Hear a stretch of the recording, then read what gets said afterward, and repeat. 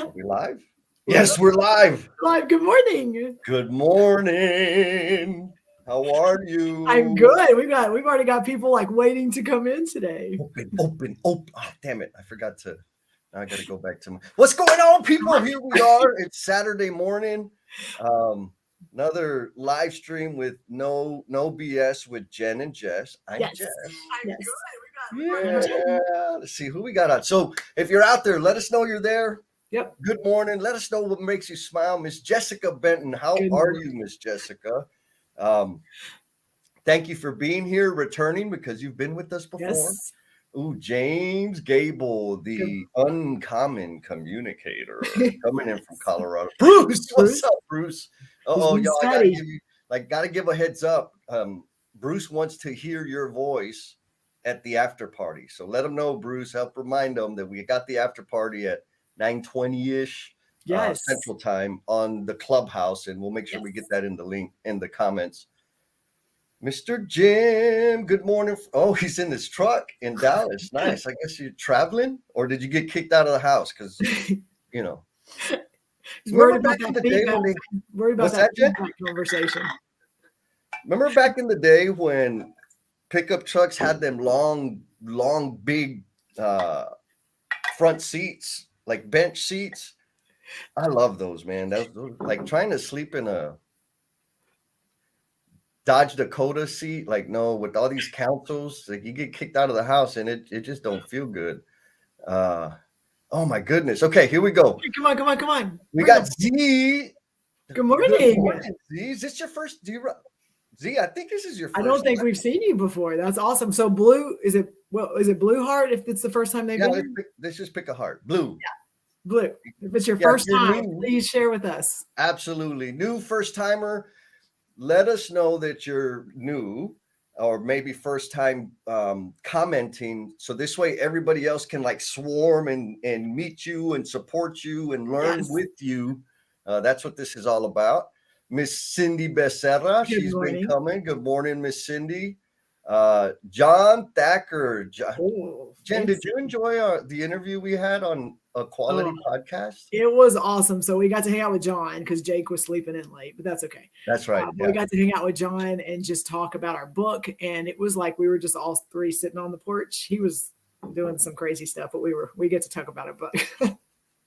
Yeah, no, and we had some like really great he has some really good questions, right? He had good questions. Yeah, really good questions, which were like, we love when, and we recently did one with Felipe too. So it was like the questions are what make it. Oh, wait, aren't we talking about that today? Oh yeah, questions, feedback. Oh man, we got tons of people coming in. So yeah, but just so we don't lose people, we don't want people to think that this is just like, hi, how are you? And then bye. We're talking about feedback today. And the reason we're okay. That's good to know. We needed to know if we needed to make a phone call this morning. So we're good. Yeah, we got your back, Jim. I wouldn't make that phone call because I've always been that friend. The friend that when the significant others find out that Jesse's going, then you're not going. I don't know why. I never could figure that out. But maybe that was some feedback. So last conversation we were talking that seemed like we got into this line of thinking or questioning around feedback. Like how do we build trustful environments where people feel safe and speak, and how do you build buy-in and all these things? Then of course we went to the after party and got deeper into the discussion, and it just felt like feedback was this thing that needed to be explored further. And I know personally, maybe even everybody on here professionally, we talk about feedback, right? And there's like diagrams and articles and like there's a lot of stuff, but we're still pretty damn horrible about it. And so we have some practices. And if y'all don't know, I'm like a feedback fiend. And so there's some things that I've learned to do so that I could like fill that need. And we'll be sharing some of that today. And then I'm going to blindside Jen with a couple of things. So I don't like that. What about you, Jen? What are you thinking about this feedback thing? Well, feedback for me, it's two things. And it's one, giving feedback and how important that is. And sometimes how you do that. because we can do it very rough and it doesn't really, it's not received very well. And we can also do it in a way that help the person that we're talking to. The other one is eliciting feedback. And so for me, it's both, because just as much as how we give feedback to other people and how that can help them grow or help them improve, or even identify some things they're not sure of, how do we ask for feedback? How do we receive feedback? And so to me, it's those two big things that it's going to be, that's kind of what we're digging into today. Ooh, feedback. We're talking about feedback. Yeah. All right, let's go back and give some Yes. love. Oh yeah. So we're thinking about this, y'all. How do you ask for and or receive feedback? Throw that in the comments. Share your cheat codes, because that's part of the community. Let's learn and grow together. I'm gonna give some love to our folks out there. We got Mr. Philip Sellers coming in from Facebook land. Good morning. He's got a lot of dirt on me, so don't follow. Oh, good. Yes, feedback. Lots of feedback, Philip. No.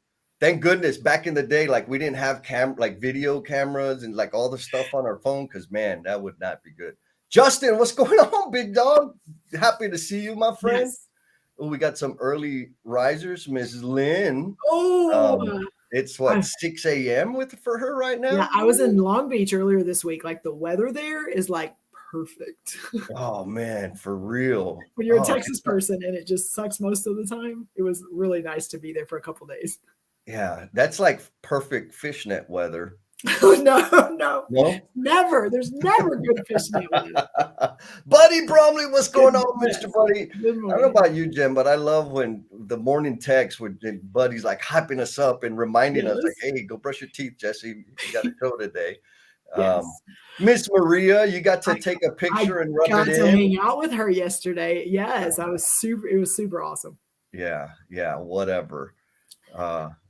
Ayesha, hello, greetings, welcome. Morning.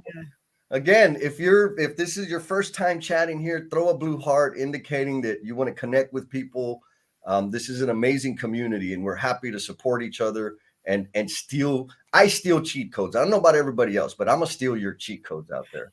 Jesse steals fans too, so be careful, because if you got fans, Jesse will pull them in and he'll steal them. Yes, we want to have fun together. Dr. M, good evening. How are you? He's probably eating dinner. Yes. Always a pleasure to have you here. Brings good stuff. Miss Amy Olmedo, the Monday Posts. Y'all got to check her out. She's been really putting some amazing stuff out there too. Yes. Yeah. Thought-provoking stuff that she puts out there. And then there's this guy. Every now and then we have some riffraff on the show. I'm joking. Adam Hoots. If y'all don't know, Adam Hoots is the producer. He's in the background, spinning the ones and twos and keeping the flow of this conversation going. It helps me stay engaged and focused. He likes Lashira. Welcome. Yes, we got to hang out at the Systems Thinking thing. And we get to hang out with her in a couple of weeks too. I think she's going to Congress. Oh, there's something going on at Congress. We're going to talk about that? Yeah. Yay. So there's a conference. Yes. In New Orleans. In New Orleans, which is pretty cool. You get to go and hang out with our people and the people that we, get to share brain space with. Yes. And they held this conference because of our book signing event. Oh, that's true. I'm sure it was all geared around that. We'll be having our book signing event. We're going to have a little competition for the book signing event where people can get, not people, the winners will get a Lean in Love tumbler and an autographed Plumber's edition. And we'll talk a little bit more about that later. Okay. Yes. Oh, I know this guy, Chris Davis. Good morning. He's going to be presenting at Congress. Nice. Him and his team about 5S. And this is him returning my call because, I randomly call people and, it's. Thank you, Chris. I appreciate you joining. Now you have some stuff to talk about on the call when y'all talk. Yeah. And we got James Alexander, safety professional, super cool dude. Hit him up. He's bringing nothing but value to the community. Miss Janet. So Kirby. Yes, got to hook up with her. Yeah, they got to connect. I know. And I'm like, what about me?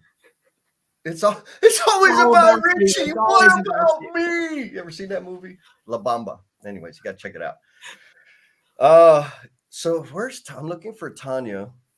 We got a couple. You got Paul Dunlap. You got Mike Hyman. We just got Oh my tons of God, we people got there. all kinds of people coming in here. Fancy people. Fancy fan. Oh, we got the chief marketeer coming in from Connecticut. Whoop, What's whoop. going on? And then Mr. Yes. Terry Proffer. And then we're gonna get serious here. One more. LinkedIn user says good morning equals happy face. That's what makes them smile. Thank you for that. Yes. So if that's you and you know that's you, like we have people in the chat, hopefully that can help you because that's a normal occurrence and it's a setting you have in LinkedIn that causes you to be a LinkedIn user. So hopefully somebody can help you out with that. Oh, Paul Dunlap coming in from Melbourne. Yeah. What's going on? Good morning, Paul. Yes. He posts like a video every day. Oh, amazing. With all kinds of cheat codes. If you're not following him, follow him and put the bell. And I mean, every day he brings like solid content. Yes. And so let's let this one kick us off. Mr. Mike Hyman, yes. Mentor, friend-tor. He said, feedback is the greatest gift anyone can give or receive. What do you think about that, Jen? Well, I 100% agree. And I think we struggle with what that means. I think when we hear feedback, like when we think about feedback, it's like, in my mind, it's how are we giving feedback? Now, that's just me. I don't think about getting it. I think about giving feedback and how am I sharing things with people? How am I helping them grow, improve, identify challenges, things that, that can make them continuously improve. That's what I think about. And that in itself is an art because when we think about feedback in our, I think default is I just need to respond. And I think people think that's feedback. Like you ask a question, I respond, okay, I got feedback.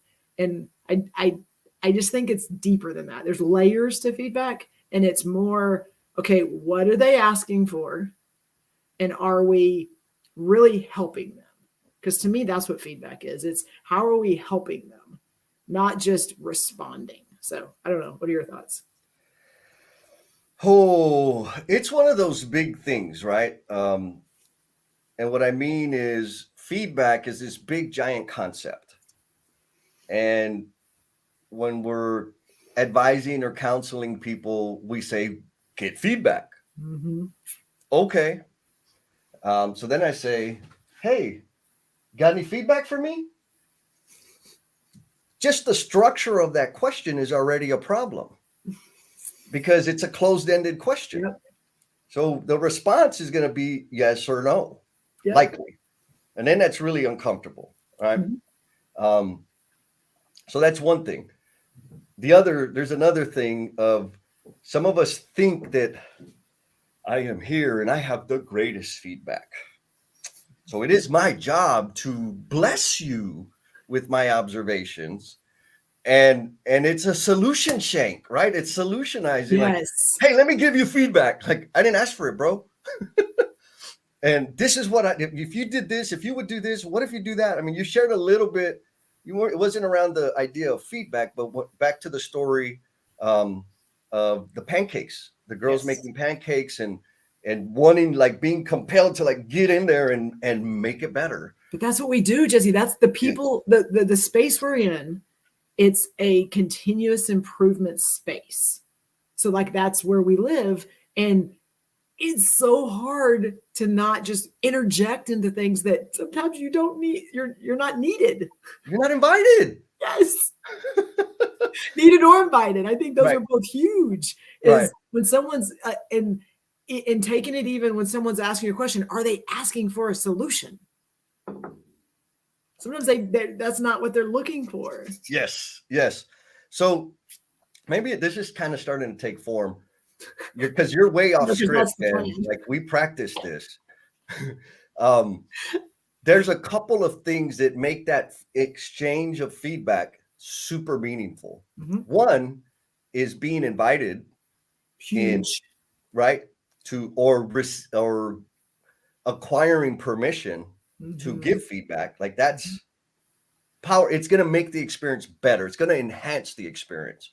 The other, as the receiver, is being very clear about what in the hell you mean by feedback, right? Because you and I, we facilitated, Adam, we facilitate a lot of groups, and we'll have a plus delta. Oh, this is my favorite. We have a plus Yes. delta at the end of the session. And what people are generally going to give feedback on is the content and the delivery of the content, right? Like, what did it look like? Food is always going to be on the pluses or deltas, right? One or the other.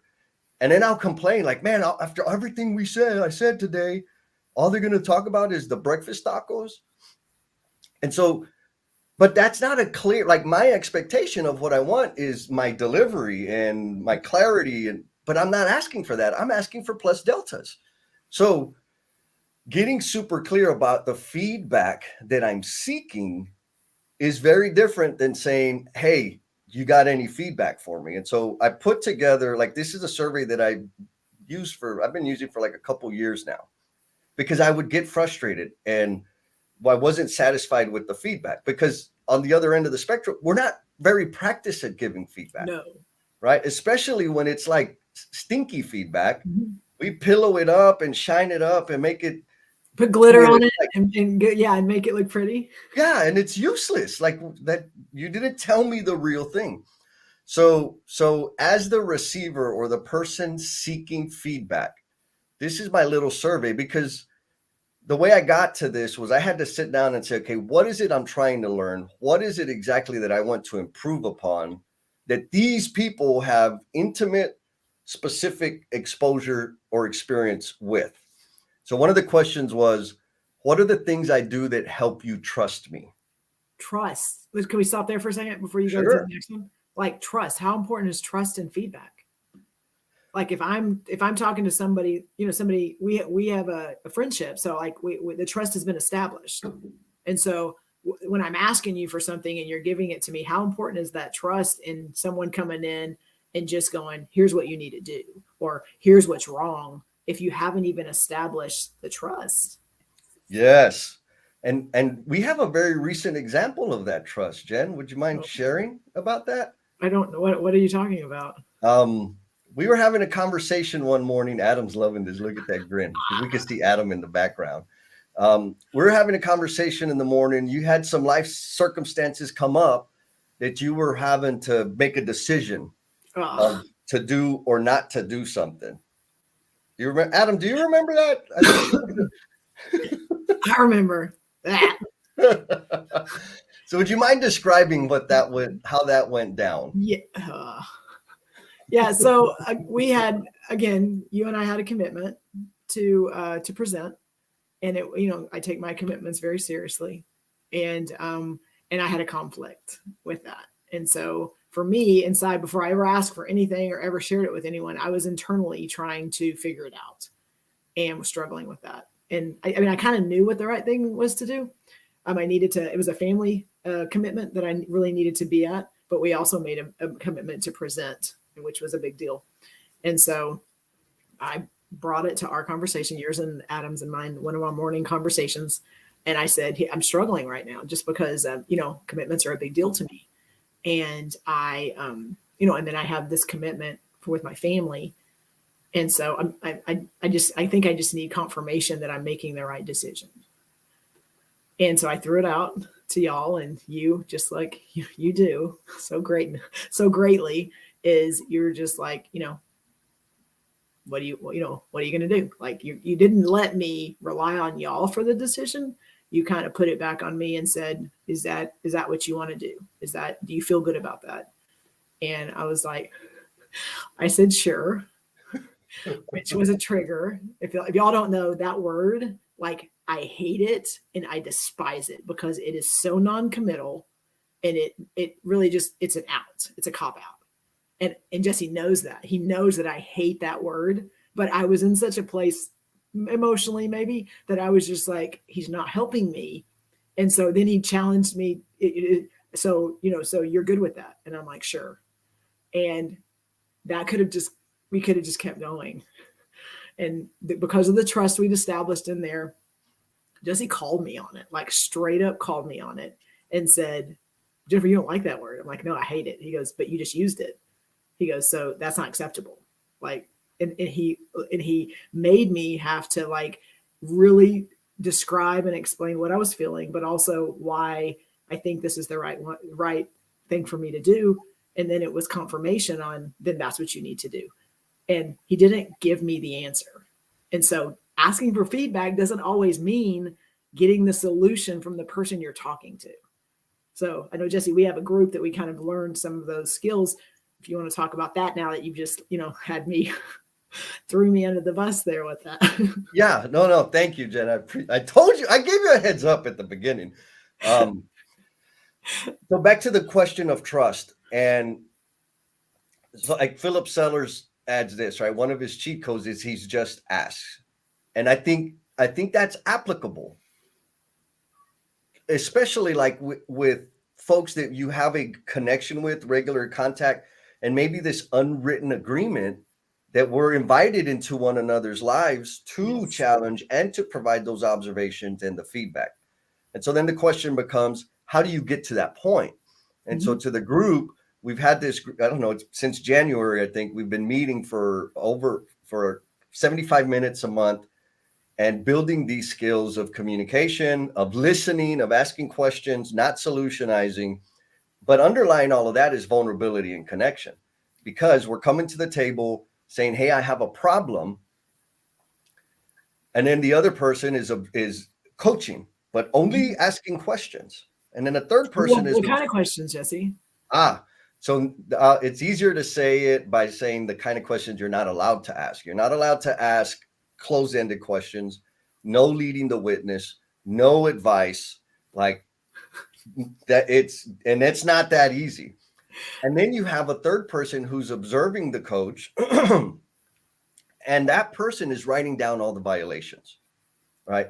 And so like that exercise, we go through 2 cycles of that, but in that exercise, it's an exercise in giving feedback. Like I'm vulnerable, showing my skills, and then somebody's going to critique and give me feedback on that. So I've given them permission because I showed up. Now, the other thing is the individual that's doing the observations. I don't know if you've noticed this, but at the very beginning, we would polish it and make it a little softer. Well, it wasn't really a violation, but if, you could, like, just say the damn thing. And now it's like, oh, you had these 2 violations. This is what, and so like, it's more powerful. It's more fluid. Now, so back to those pillows that you're talking about, those pretty pillows that we try to make things look and sound sweet. Yes. And then it ends up hiding everything. And so you're getting reps, right? We're getting reps, we're getting practice, we're doing it over and over again. And then as the receiver of the feedback, sometimes it stinks, right? Like, what is the only appropriate response to feedback? Thank you. Bam. So y'all out there. And it's the hardest 2 words that you will say in many conversations. Yes. The only appropriate response to feedback is thank you. You get to get clarification after the fact. Let the emotion dissipate. Because there you go. Thank you, Adam. Because here's what happens when I respond. And in my brain, I'm just trying to explain and clarify. But what the person is receiving is rejection. What they're receiving is me minimizing their perspective and their observation. So next time, they're less likely to give me feedback. All right. I mean, and like, that's just it. Just thank you, grit your teeth, and come back later for clarification. Well, and the magic in that is take power in the thank you, because as soon as you say thank you, okay, you now have all the control and all the power to do something with it or not. Like at that point, you've acknowledged that you've acknowledged them. Okay, they've given you feedback, so that way it doesn't stop feedback in the future. And then now you have all the control. You can go, that was bull crap. I don't agree. And you can be doing this internally. It doesn't matter. But at that point, you have the power and the control to act on it or to diminish it and just, reject it. But it doesn't stop future conversations. It doesn't stop you from in the future. Maybe right now you're not in a place to receive it, and as soon as you say thank you, you've now passed that back to them. They have that, they get recognized, and now you can do whatever. But in the future, you may be in a place to where their feedback, it's something that can help you and that you will act on it and you will get better. Sometimes we're just not in a place to receive. Yes. And that's okay. We have to own that. We cannot always be like, give me. I'm going to continuously improve every day. And like, sometimes we're just not there, and we're mad and we're angry and we don't want to hear what the other person has to say. And Yes. that's okay. But you need to just say thank you. And then you get to make that decision.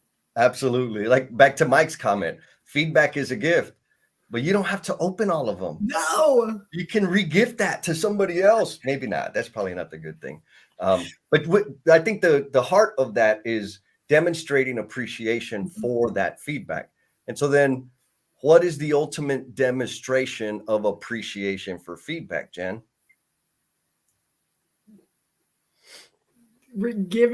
Giving it back. Yeah. For me, the thing that moves me the most and fills my heart, and I saw Maria put a comment in there about something that I had, that I've done, is how do you know it was you? What if it was me? Because she's on the word phenomenal's in there. It has to be me. But she's like Team Jess all the way. We'll see. We need some clarification, Maria. We need some clarification, Maria. Come on, help us out. But for me, the ultimate demonstration of appreciation for feedback is putting the feedback into action, applying it in some way, and then letting the person know, like, hey, I made this change because of the feedback you gave me, and this was the outcome. Thank you. Right? So it's a second thank you, but actually applying the feedback. You better believe I'm going to be giving you some other feedback in the future. Or I'll say it this way. I will be the level or the depth of my attention next time you're in front of me is going to increase, because I know that you value what I'm saying. You value what I have to offer. What do you think about that? Yes. I like that, but can we dig into something? And this is going to put Adam on the spot, even though he's not on here. But can we dig into the focus on the deltas? Because I know, like, a lot, there's people, Adam being one of them, that and he's getting better, but like, he's like, we're doing a plus delta. The pluses are great. I want the deltas, because in his mind, the deltas are what are going to help him get better. And they're going to call attention to things that maybe aren't where he wants to be, and whatever. So, and like that, and that's where he was. But the risk we run with focusing only on the deltas and not acknowledging the pluses and the things that are working is we get in this cycle of only trying to that continuously improvement, and we have no stabilization, and we have no acknowledgement of this is what's working. We're only focused on that continuous improvement, and it's a balance. And we can't get so caught up on how do I get better? How do I get better? How do I get better? That we don't stop and recognize the amazing things we're doing. Yes. So that was brought to my attention by David Verbal, who's a coach and mentor of mine. He pointed out, he's like, Jess, you say you want feedback, and you're like, I put a survey together, right? Like, I'm serious about my feedback. He's like, you want feedback, but when you get positive feedback, you reject it. So you don't really want feedback. And I said, oh, he said, let me say it differently.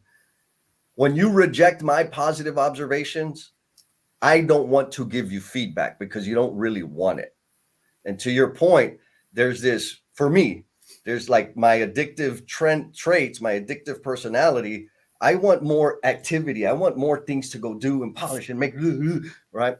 Because I want to be better. Mm-hmm. But part of what makes me great and what makes all of us great are the things that we do all the time. Yes. And if I'm not aware of those things and bake them into my system and my process, what am I really doing? Like that continuous improvement thing of improve, stabilize, improve, stabilize. It's not that anymore. Now it's this steep ass hill because improve. All I want is negative. There's value in the negative, and there is equal value in the positive. right? Like, Yes. what am I doing well? Yes. Because sometimes I'm not aware of what I do well. We suck at that. What are you talking about? Sometimes we all Right. suck at being aware and acknowledging the very positive things we're doing because we are so focused. Again, this is the people that we share headspace with. Like this is where we live in work and at home. We suck at seeing and acknowledging those things that we're good at and that the amazingness that we bring. We suck at acknowledging that because it's like yeah. This is what I want to focus on. And we've got to do a better job of that. Totally. And it takes practice. And we have confirmation.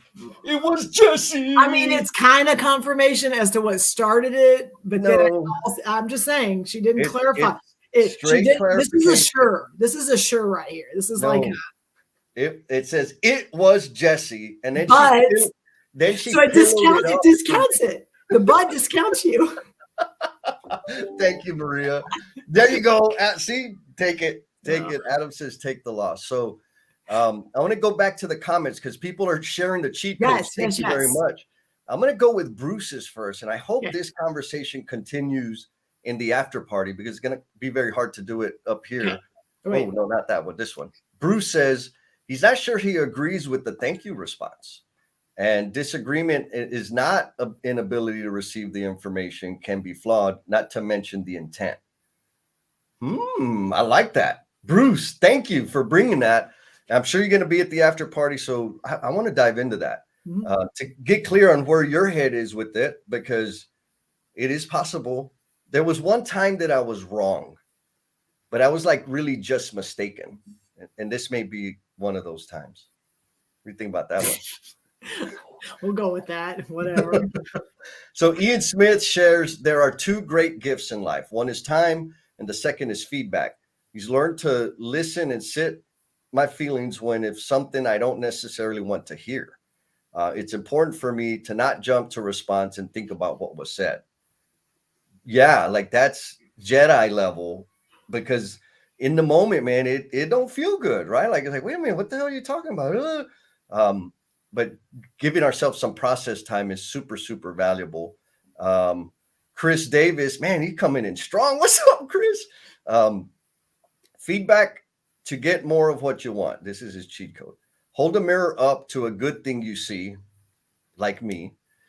Create a story with big, bold pictures and few words. Share with your peers and project or business celebration. That's what do you think about that, Jed? Again, we don't do well at celebrating things we do. We just don't. We don't do well when the light's shining back on us to just sit there and dance and enjoy it. We are in an amazing tribe that love to shine the light on other people and elevate them and celebrate them and do whatever we can to help them grow and get better. We do not do well at doing that to ourselves. So that's a great segue into the conversation you and I've had a lot of just that feedback, that self-reflection too, just a lot of that. Because I don't have it with me right now, but like we have so many books out there right now, one of them being ours, but also, More Joy by Cindy Cohn. A lot of those books, they at the end have these, kind of reflection questions. And I was thinking about that this morning. Those books, when they ask those questions, whether it's at the end of a chapter or a daily kind of self-reflection question, it is giving an opportunity for us to give feedback to ourselves. Oh, we were talking about that in the supporting capability group yesterday. I mean, yeah, we were. So, okay, more words, Jen, please. What is the origin of that question? Well, one, because we don't do very well at self-reflection. We don't do very well at taking time for ourselves. I mean, we just don't. We've talked about that on this show before on how each of us do that. But there's more conversations around, like when we talk about reflection questions, it's like, oh, I have to stop and do some introspection. And so feedback is always, again, I told you my default is giving. Like I can give feedback. I can help people. And receiving, okay, some people, that's when they think about feedback. That's still another part of it. But when we are receiving it from ourselves for ourselves, that's like next level in my opinion, because we're having to work on both the giving and the receiving. But it's also like, who knows more about us than us? Mm. And those questions, and, if you get the right books, again, More Joy by Cindy Cohn, our book, Lean in Love, there's reflection questions, super intentional on, you just got through reading, you just got through thinking about something. And then, hey, here's the question that kind of makes you have to stop and think. But again, even if it doesn't say, what is your thought about this, which is a question that we hear, when we're talking to people, is when we are self-reflecting, we're asking ourselves a question, and then we are providing a solution. And is that solution an accurate way to respond? Sometimes it's like, yes. And we're like, wait a minute. If I don't accept that response from someone else, how can I expect that or accept it for myself? Yes. Yes. So here's something I think I've learned. Like the feedback loop, right? Adam talks about feedback loops. We learned about it in the systems thinking thing. Mm-hmm. Now, I had a feedback loop in my system, but the size of it was not appropriate. So I always had a practice of journaling. It was infrequent, but I would journal. And every year, I don't do New Year's resolutions. On my birthday is when I examine, how did I do this year? What am I going to do next year? Because the world revolves around me, right? Of course. And so I sit down and I, kind of scan through all my journal entries for the year, see how I've done on the goals that I had, and reset for the next year. That is a feedback loop, but that's a year long, right? And then it was Madi helped, a friend of mine, amazing woman, pointed out, she's like, Jess, you do really good on your professional goals, on your goals for the community, and da da da da. She's like, but the goals for you, like, they're the same goals, and they've been the same goals for the past 5 years. And sure enough, I looked, and 100% right. The goals for just me that really only impacted me directly, I kept copy paste, and I didn't see the trend because the feedback loop was so broad, right? And so to your point, one thing that I do now because of that learning is, and I'm going to do it today because it's the first of the month. I journal every day now.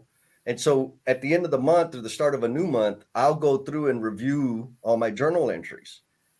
And I'm looking for trends of things of like, what did I think? What did I say? Well, what's going on in there? Is there any dysfunction that needs to be adjusted?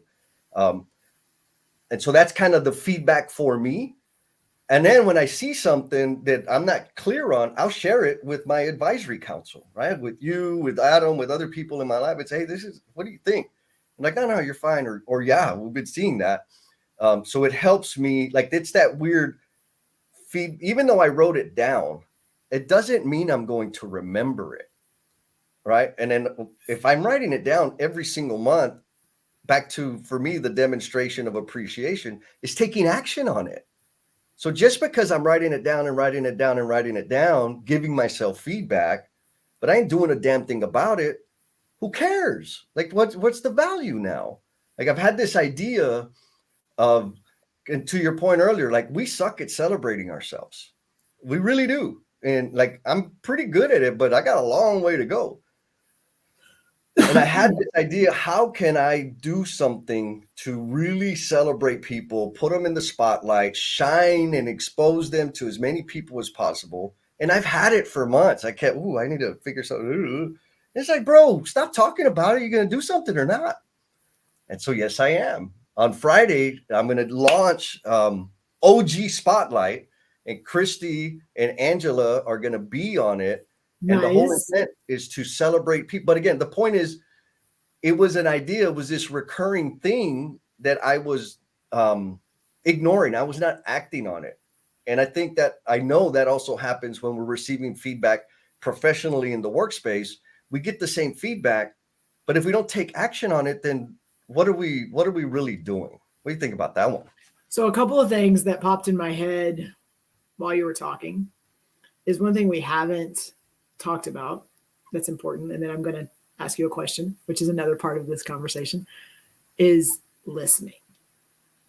Oh, yes. So we haven't talked about the importance of listening when giving feedback. And people are going to go, what are you talking about? Like that doesn't make sense. And it is so important to feedback because, and I'm going to give an example right now, as Jesse just went through kind of not a problem, but something he's been working through.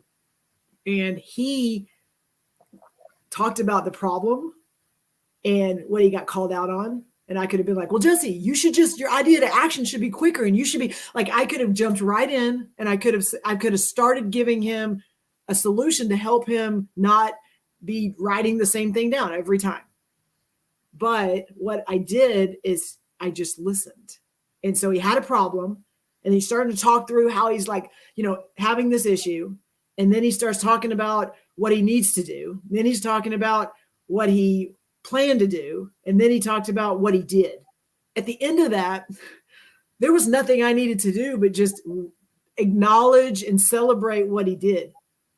That's good feedback based on I didn't have to give it to him. I didn't have to help him get to where he needed to be.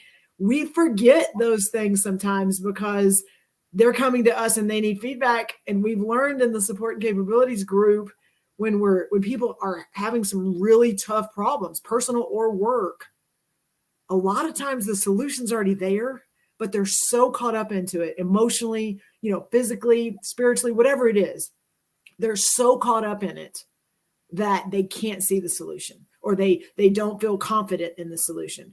And if you can create a space or with trusted people that care about you and there's mutual respect there, sometimes allowing them to be in that space, ask the questions, let them talk, and then just shut up. Sometimes they'll get to that solution and you didn't have to say anything. Yes. Yes, 100%. And so here's another indicator, right? Like that sound 100% in practice. Yes, that's a phenomenal way to do it.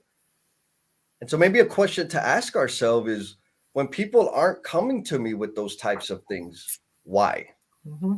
Right? Am I a serial solution shanker that people already know if they open up to me that I'm going to shank them with my solution, with my answer, my silver bullet? They're not going to come back to me. Mm-hmm. Right. And so to the practice of listening, that takes lots and lots of practice. And not just listening because you're not talking like that. There's a difference. There's a difference in me going, oh, I'm ready to talk, but Jesse's talking. I'm going to wait. Okay, Jesse, let me see if there's a space. Okay. When he gets done, I already know what I'm going to tell him. I'm like literally, if that's what's going on in your head while he's talking, you have no idea what he's saying. You have no idea. You cannot even have a good conversation with him if all you're thinking about is you're waiting for him to finish because you already know what you need to tell him. So you can shut up and not talk, and it will appear that you are paying attention. You can even go, yeah, and you're nodding and you're doing all these things because we've learned all those wonderful tells. Active listening. Yep. I mean, but are you, and this happens, I mean, let me tell you what I've realized is shifting that mindset. The biggest thing I realized for me is when I was doing that,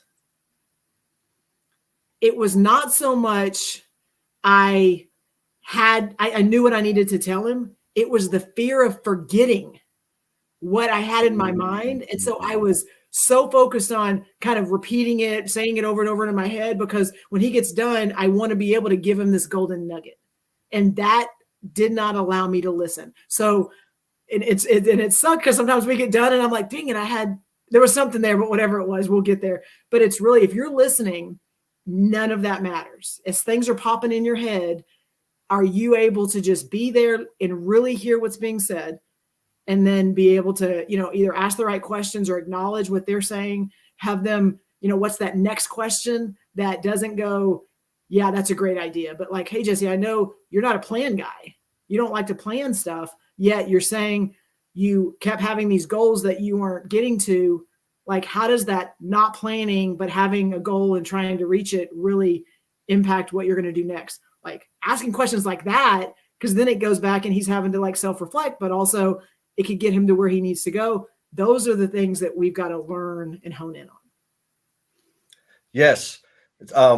So what's ringing true, there's a bubble, something's bubbling up in the Okay, good, comments good, here. good. I'm gonna go We to like that. that. We like when it's about to But bubble over. I mean, here's the thing.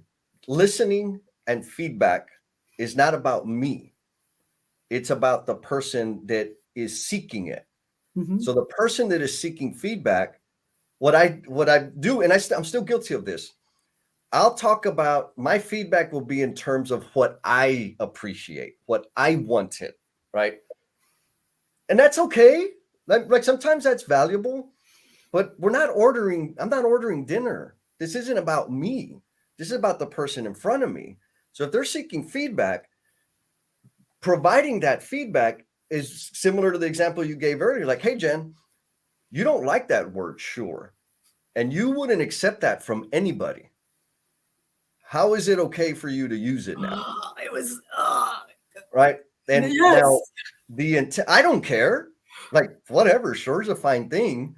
But the purpose of that was to help you reflect and say, oof, yeah, I'm doing that too. Like, am I demonstrating the behaviors I seek?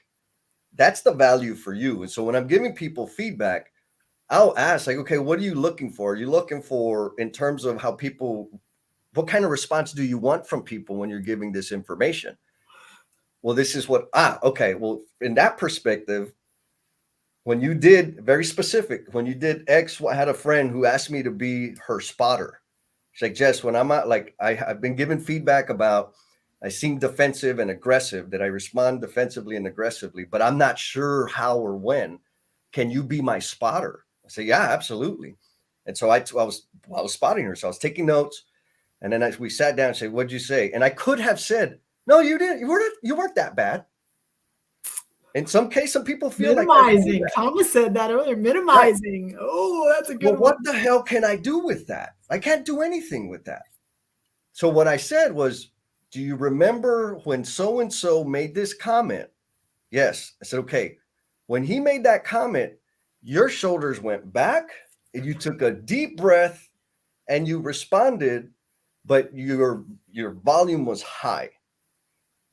And she was like, oh my God, I remember feeling that. Like, okay, like I don't know what you felt, but that's what came across as defensive. And she's like, oh. And she was able to remember, like, well, it's because he and I already talked about that. And like, okay, so there was an element of defense in there.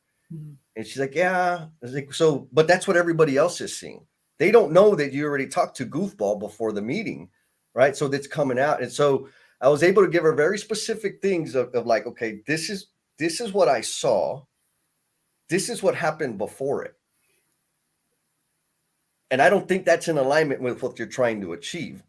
So being hyper precise about the feedback, about the observation. Yes. Adam and I, we've had conversations about some feedback that I've given them in terms of, hey, you say these things, but this is what I'm actually seeing. And it's always after an invitation. You say, all right, bro, you got any feedback? It's like, well, I'll usually respond with, well, I have some questions. And then he's like, oh, hell, I know where this is going.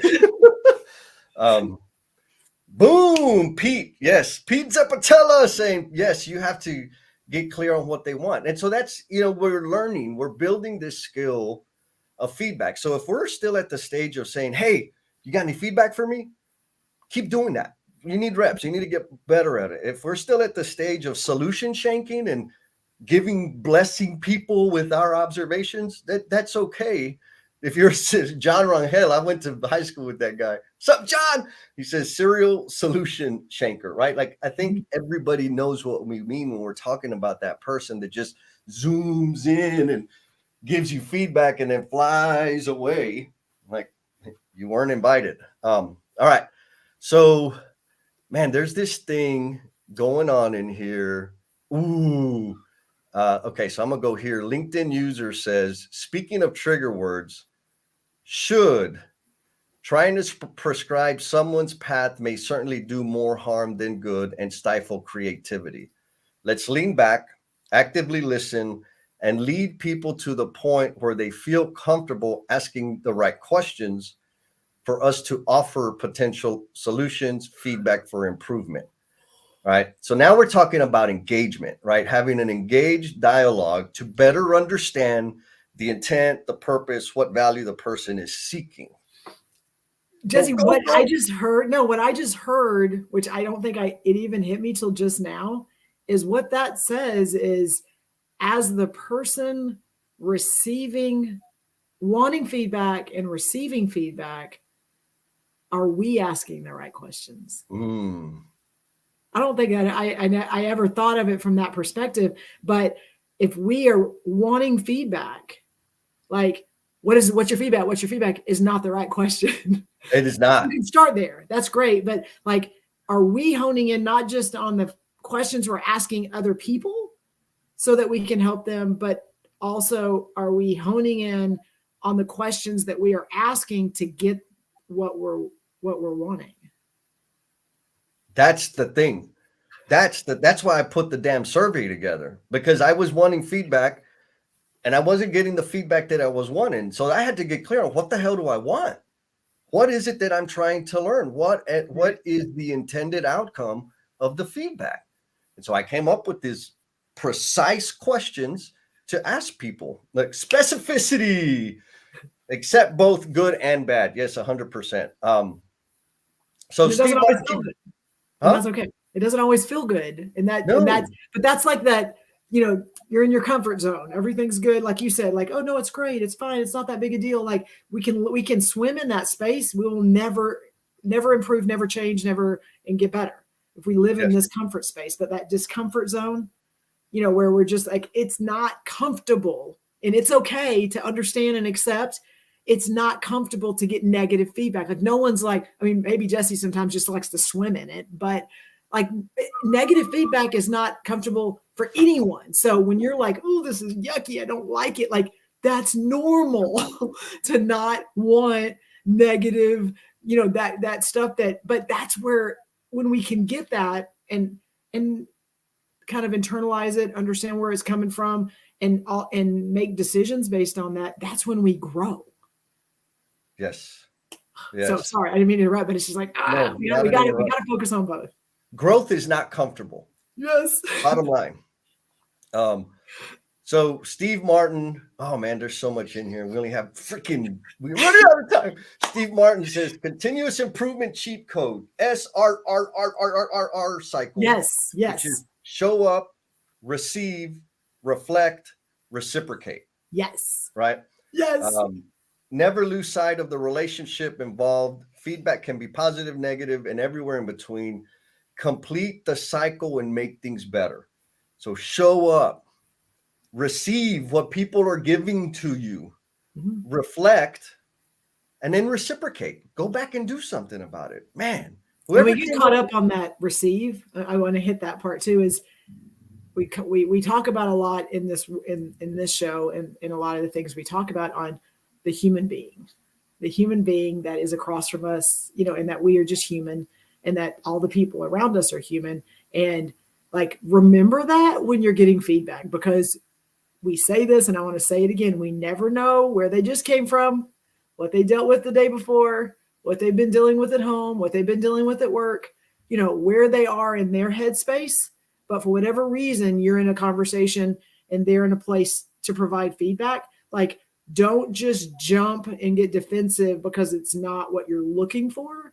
Because a lot of times when we go and search out feedback from people that we know are going to tell us what exactly we want to hear, that's not going to help us. I like those. I have my list of accomplices, right? Especially after a breakup. Man, you call them accomplices. Like, man, she was selfish. She was mean. She was like, yeah, you're right. You should have left her. Come on, you're not really accomplishing much. So Adam has done some phenomenal intel. Okay. And the unknown LinkedIn user is, I lost it.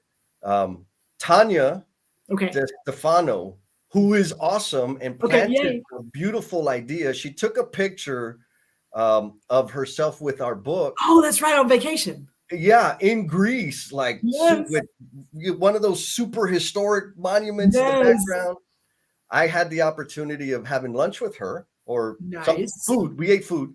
Um, and she's like, "Hey, Jess, I know y'all are doing the after party, but why don't, I mean, there's a bunch of tribe members here in San Antonio. Why don't we have like a NoBS brunch or lunch or so?" I was like, "Oh my God, that's genius." So keep an eye out. We Yes. are going to be having a NoBS lunch, probably a lunch here in San Antonio. Everybody's invited. No, we're not paying mileage or gas. Like it's on your own time. But All right, Steve sorry. Martin's thrown that out there too a couple times with up there, because there's a lot of people that are up there in that area with him. Oh yeah, Steve Martin did. And so here's like for real, it don't count if you ain't got pictures. Take some pictures and post them, man. That would be so amazing because we got people all over the globe. All right, so I'm gonna go back to so Tanya, Amy Campbell's in their chat because I saw her name. Amy, if you can connect with Tanya and help her with her settings so that she can come through, that would be great. We appreciate that. And Tanya's like super, super, super awesome. Awesome. Like, okay. Yes. We were talking and talking. Anyways, Whoop, whoop. Amy's like, "Yep, got it. Pumpkin face." So the self-reflection and journaling thing seems to have triggered some good thoughts in here. So Okay. Thomas says, self-reflection for me requires overcoming 3 forms of self-deception. Rationalizing, minimizing, oh my goodness, and my favorite, intellectualizing.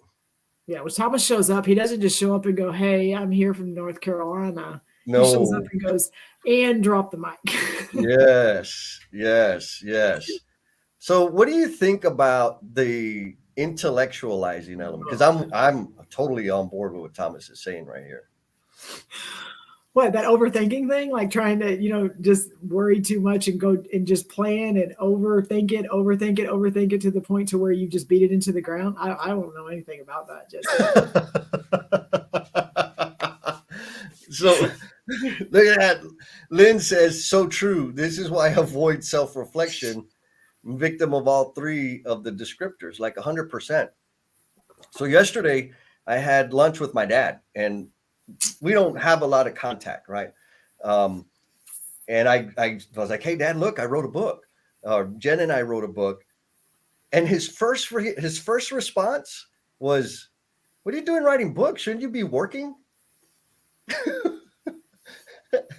And then it was kind of playful, but it also stung a little bit. And then his second response is like, "Well, is it in bookstores?" Like, "No, it's on Amazon." Like, "Oh." I was like, oof. Right? Like that really didn't feel good. Not surprising at all because, he's from that generation and whatever. And when I got home, like I was on my way home talking to Adam, I rode my bike because I'm a fitness guru too. Fitness guru over here. And I hadn't done my journal for the day. But on my way back, I'm thinking, so this is for me the differentiator between, or that helps me understand when I'm intellectualizing stuff. I wasn't thinking about how I felt. I was thinking about how to respond to it, how to adjust. Why would he be saying that? His generation, all the stuff that he didn't have the tools that we have, all of this other BS, not how I felt. So for me, that's like the number one clear indicator. How do I feel about this thing? That's the most important thing for me to examine when I'm doing this self-reflection is, how do I feel? How does that situation, what emotions did it evoke within me? How am I making people feel? What experience am I providing for them that helps them experience life to a deeper degree? Not think about life. Freaking feel it. That's interesting. No, that it's interesting because it made me think. So I had a conversation yesterday about the book, Ooh. was a little bit different, but it's interesting that you on how it made you feel. So I was asking, I was in a workshop yesterday with someone and had shared the book with him. Hey, wrote a book. And so I was talking to him about it. He's like, Jennifer, you ever tell you why I'm not sure if I want to read this book? And I'm like, oh, well, Ooh. yes.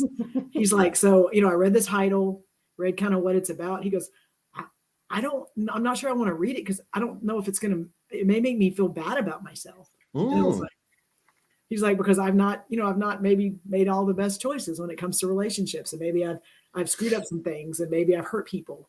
And he goes, and just reading the title and what it's about, like, I'm not sure that I want to read that because I don't want to feel bad about myself.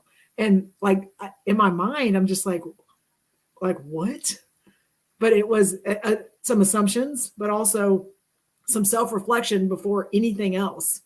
It was the trigger of like, yours is like, is it in bookstores? And he's like, I'm not sure that I want to know the value that's in this book.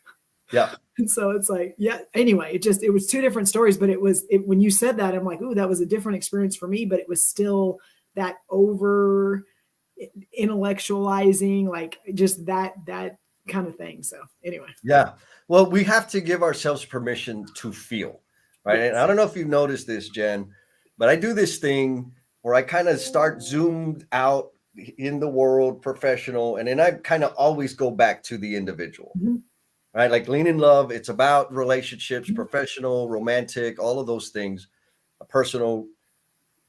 But at the end, it is the relationship with ourself. Yes. Right. And that's like the scariest freaking one.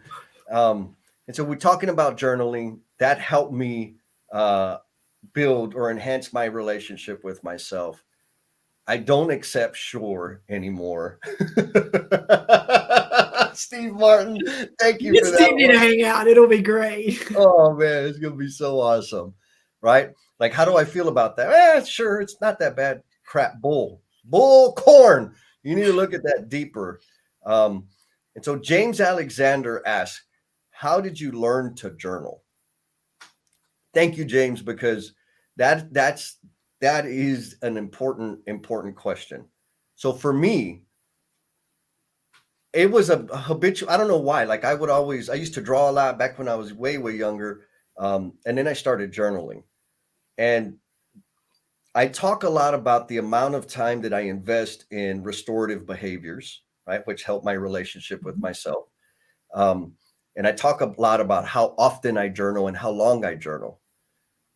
But that is not where I started. So to the question of how did I learn to journal, when I was all up in my feelings and had the cloud and the clutter and the things, and here was one of the issues is because I had all this static of emotion and thoughts that I hadn't examined, the way I would show up in the world confused the hell out of everybody. Like, because I was saying things and like, whoa, like, chill out, bro. Like, where are you coming from? Or totally disconnected because my brain's everywhere else. And so I would write down what I was thinking or what I was feeling. Like, that was it. Sometimes it was just that. I'm going to sit down. There was no time. There was no frequency target. I just knew I had to get something out.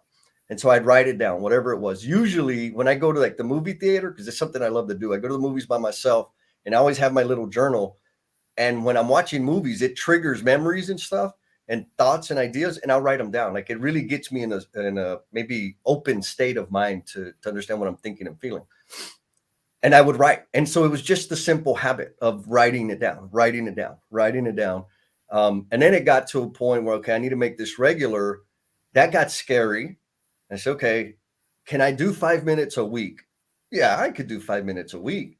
I was able to do that. And you know what I did after I did the first time? I freaking celebrated it. Like, hell yes, I did that one time. That's a win.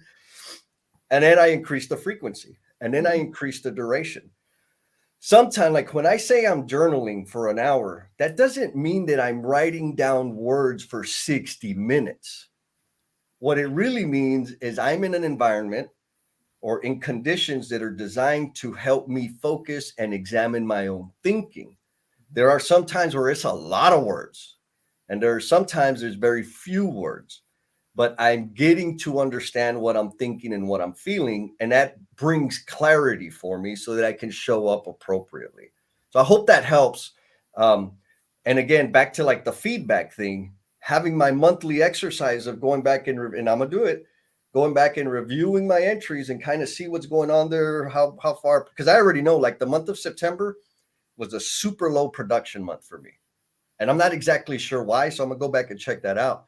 But it's that feedback. I got to go back, review it, understand it, digest it, make a decision, and apply it going forward, right? That's the reciprocate part of it.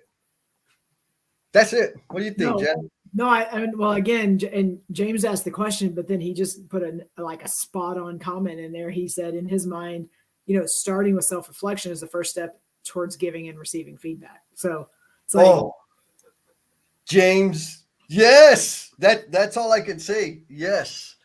Jen, thank you for Jen and everybody else out there. Maria made a comment about how I've been helpful. I know 100% to James's point here. The reason, like the primary reason that I'm able to serve people in the manner that I serve them is because of the amount of time I spend in self-reflection. I become hyper aware of what I feel, what I think, which helps me become rather disassociate myself from all of my garbage when I'm interacting with a human being, and they're the only freaking thing that matters to me at that time. And it comes from having that intense practice of self-reflection that equips me to best serve people in introducing them to the promise they're intended to be. 100%. So I have a question for you, Jess. No, we're out of time. I have a next question. No, we're not out of time. We still have some time.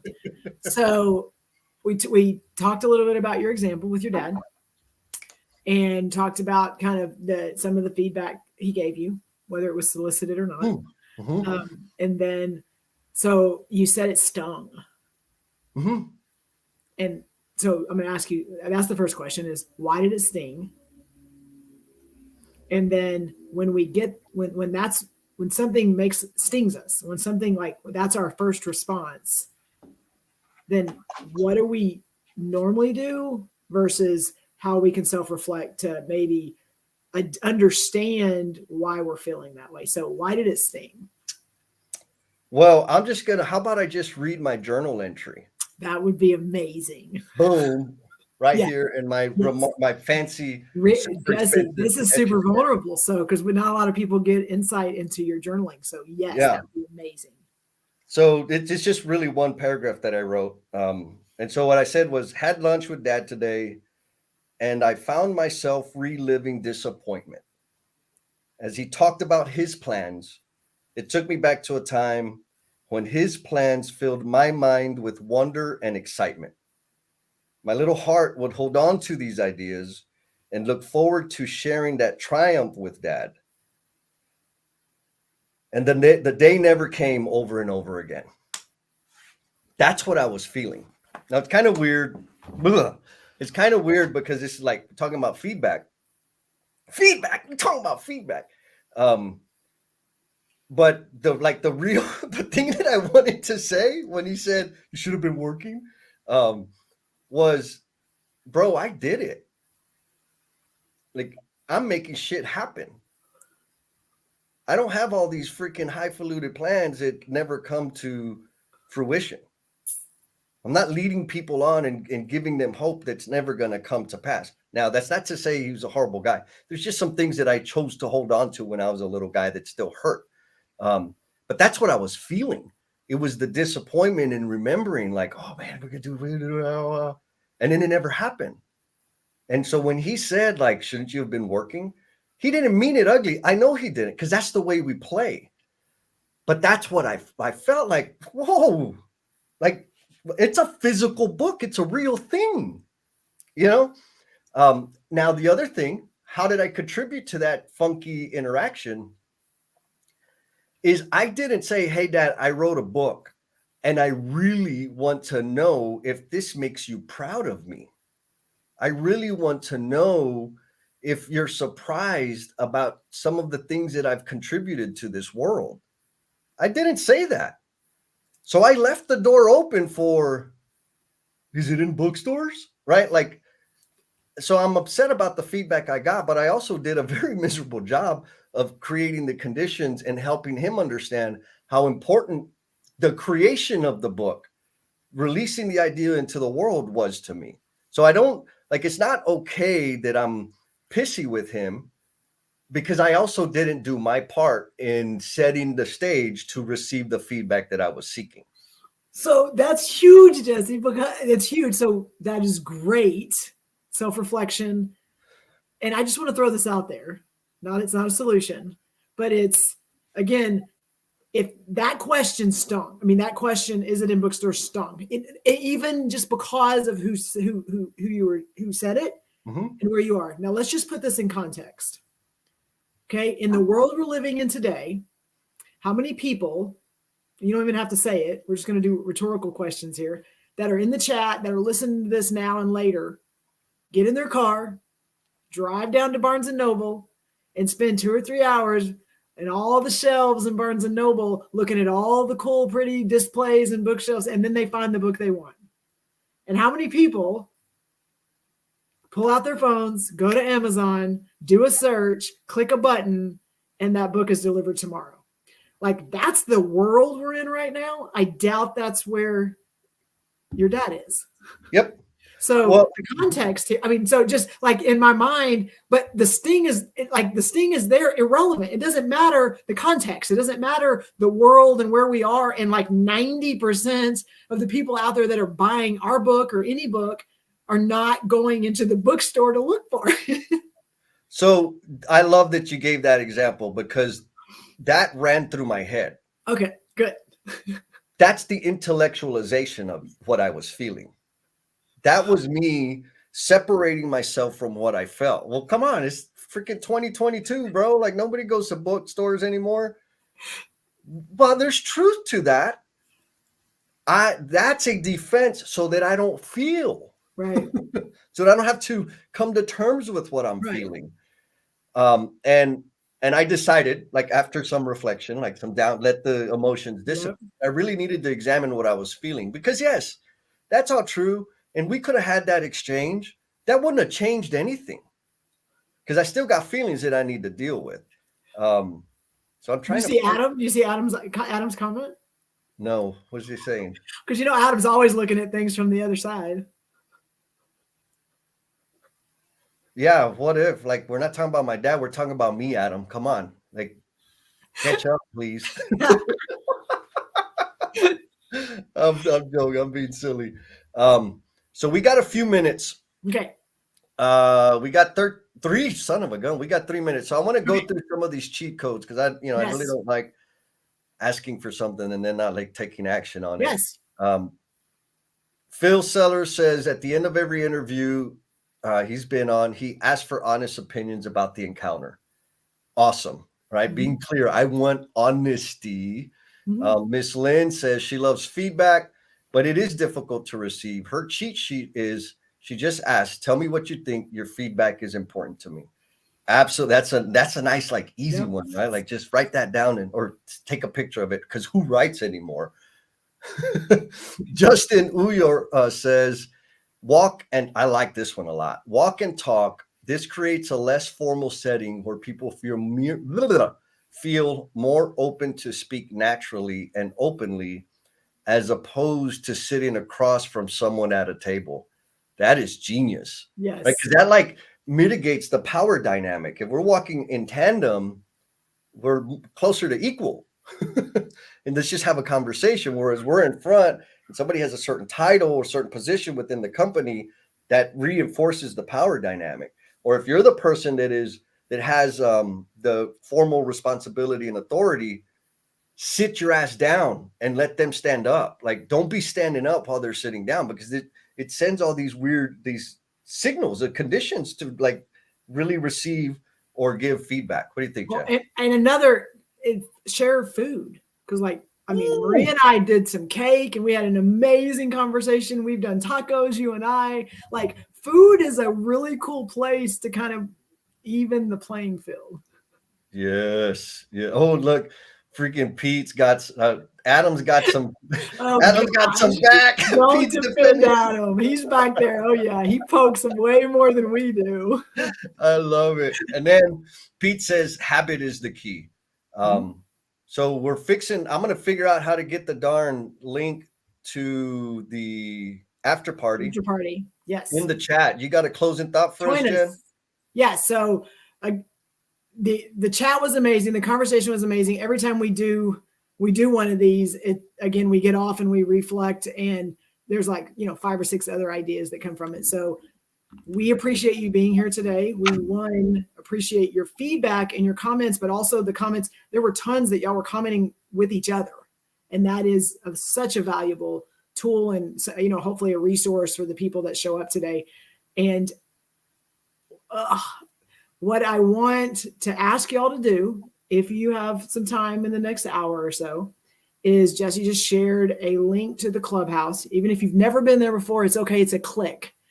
And so Bruce can celebrate once people show up, but it is a way. You've been listening to us and you've been commenting, and it is a way for you to go. It's not your video. You're not going to see your face. You don't have to have your makeup on and take a shower or anything else. Topless for me. It is a way for you to join a platform where we just all get to talk. And that's it. Even if you've never done it before, it's a click on it. It'll pull you into the app. And then you just join our NoBS with Jen and Jess space, and it's just ours. You have to kind of know where you're going before you can get in there. It's not just a random room. And so join us so we can further this conversation. Yes, please. So if you're not able to join us, thank you for the 75 minutes that you've gifted us with. Be kind to yourself. Yes. And go share a smile with somebody, baby. Yes. Thank you so much.